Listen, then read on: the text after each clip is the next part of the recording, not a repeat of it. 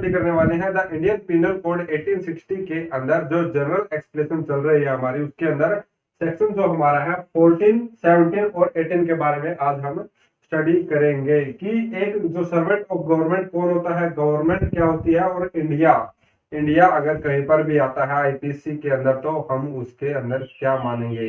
ठीक है, तो उसका डेफिनेशन क्या है इंडिया की अगर कहीं पर भी आती है तो आईपीसी के अंदर, इन सब चीजों के बारे में आज हम स्टडी करेंगे। अगर आपने अभी तक हमारा चैनल सब्सक्राइब नहीं किया है तो प्लीज चैनल को सब्सक्राइब कर लीजिए और नोटिफिकेशन बेल को ऑन कर लीजिए ताकि आपको हमारे आने वाली वीडियो का अपडेट मिल जाए। तो चलिए शुरू करते हैं। सेक्शन नंबर जो 14 हमारा है उसके अंदर क्या डिफाइन किया गया है, servant of government. The word servant of government any officer और सर्वेंट कंटिन्यूड, यानी कि सर्वेंट ऑफ गवर्नमेंट का मीनिंग क्या है, एनी ऑफिसर, कोई भी ऑफिसर, कोई भी अधिकारी, और सर्वेंट कंटिन्यूड, जो सर्वेंट क्या कर रहा है, चल रहा है, यानी जिसका टेन्योर चल रहा है, जो अपने ड्यूटी पर है, जॉब पर है। कंटिन्यूड का मतलब यही होता है कि ऑन ड्यूटी, जो निरंतर कार्यकाल के अंदर अपना कार्य कर रहा है। किसी भी, मान ले जी कोई भी अधिकारी है, ठीक है, कोई पब्लिक हेल्थ के अंदर है या फिर कोई सिविल सर्विस के अंदर है, ठीक है, तो वह निरंतर क्या कर रहा है, अगर अपनी जॉब पे है, उसने कोई भी रिजाइन नहीं दिया है, वह रिटायर नहीं हुआ है या फिर वह टर्मिनेट नहीं किया गया है, तो उसे हम क्या बोलते हैं, कंटिन्यूड बोलते हैं, यानी ऑन ड्यूटी है बिना किसी रुकावट के।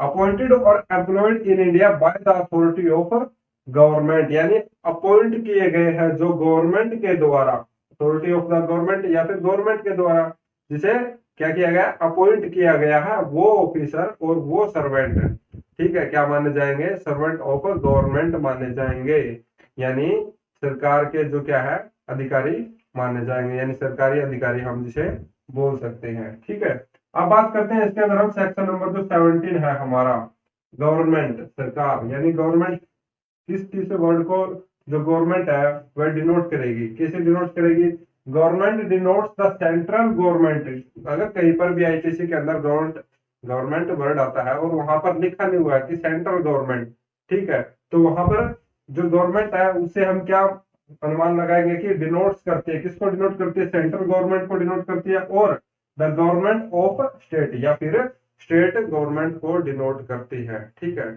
अब बात करते हैं इसके अंदर सेक्शन नंबर जो हमारा 18 है, India. India means the territory of India.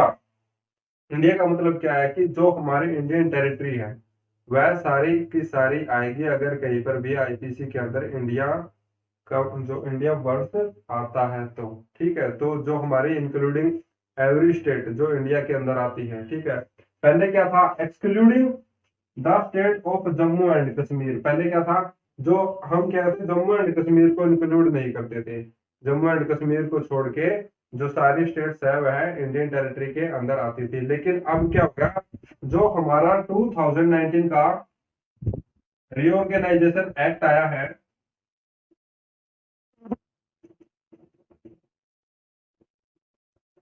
उसके बाद क्या हुआ कि जो हमारे आईपीसी है, एक्ट है जो, ठीक है, या फिर जो जम्मू एंड कश्मीर है उसको क्या कर दिया गया, इंडियन टेरिटरी के अंदर मिला दिया गया है। ठीक है, तो आपको पता चलेगा होगा।